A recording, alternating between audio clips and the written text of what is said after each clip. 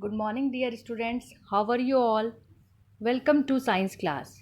As we are discussing chemical properties of metals, first we discuss the reaction of metal with oxygen.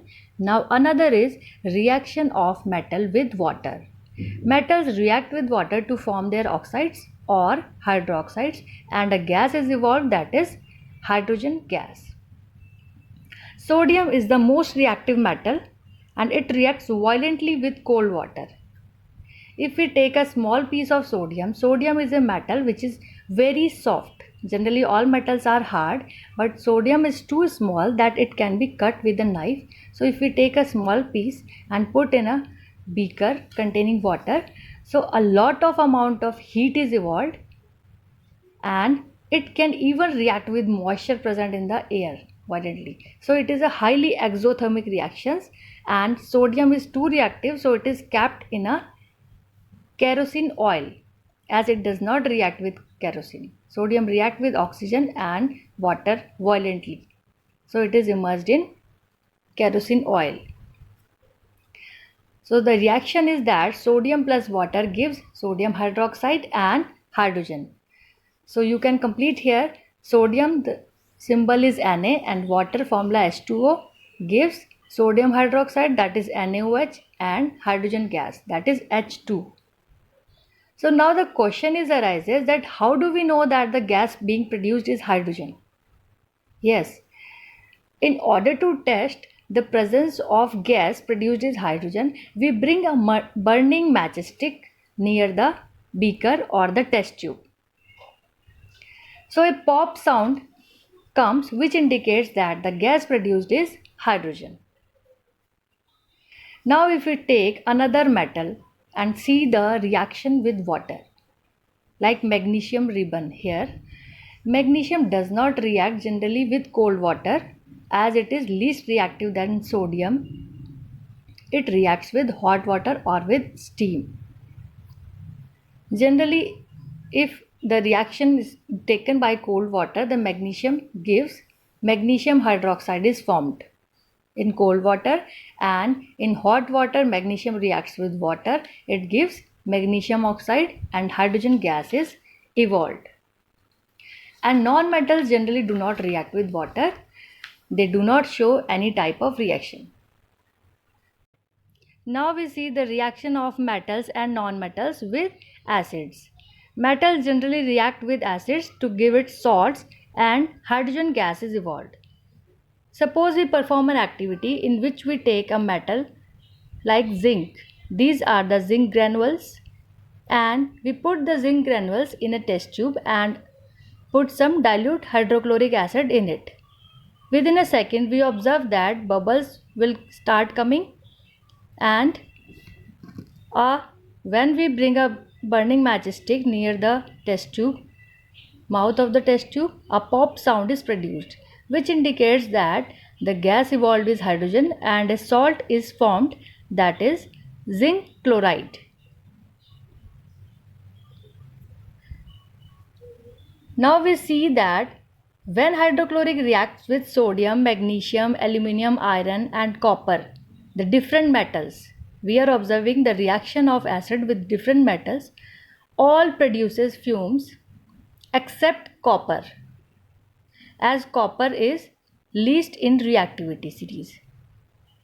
Sodium is highly reactive, magnesium is less than sodium, and then aluminium, iron and copper is least reactive metal and it does not react with acid.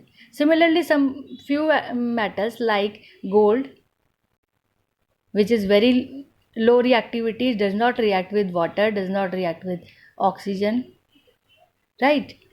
Now we observe that in all the reactions, when we bring a burning matchstick close to the mouth of the test tube, a pop sound is heard. It means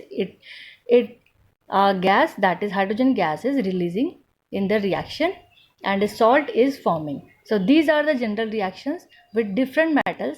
Sodium plus hydrochloric acid gives sodium chloride, the salt, and hydrogen gas. Magnesium plus hydrochloric acid gives magnesium chloride and hydrogen gas is evolved. Similarly, aluminium hydrochloric acid gives aluminum chloride, the salt and hydrogen gas. Iron plus hydrochloric acid gives iron chloride and hydrogen gas is evolved. But all the non-metals generally do not react with dilute acids. So there is no reaction when dilute acid reacts with non-metal. Now we see the reaction of metal with bases. Bases like sodium hydroxide. When we react some metals like aluminium and zinc, we take them in a separate test tube and we put sodium hydroxide into it. It produces a gas, that is hydrogen gas, and a salt is formed. And non-metals too react with bases, but their reaction is very complex. Now we see the displacement reaction. Displacement reaction is the reaction in which one element displaces the another element from its compound. Here you can see that suppose an element is A, another is B, forming a compound, plus another element is C, react with it. So here we see that C displaces A and a compound is formed, that is BC. In starting AB is forming plus C. After reaction it gives A and BC. So here C displaces A from its compound and forms BC. So this is a displacement reaction. Suppose we take an iron nail and put it in a copper sulfate solution which is blue in color, and leave it for some hours. After some hour we observe that the blue color of copper sulfate is changes to green. So what happened here, that iron, which is more reactive than copper, displaces the copper from copper sulfate solution and it forms iron sulfate.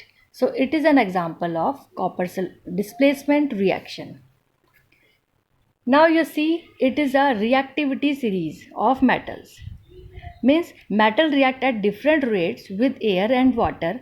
So on the basis of their reactivity, metals are arranged in a series.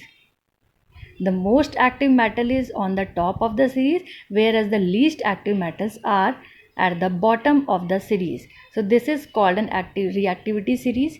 Here sodium and potassium are most reactive metals, you know very well, and at the bottom you can see that gold, which is least reactive, silver, gold, these are low reactive metals.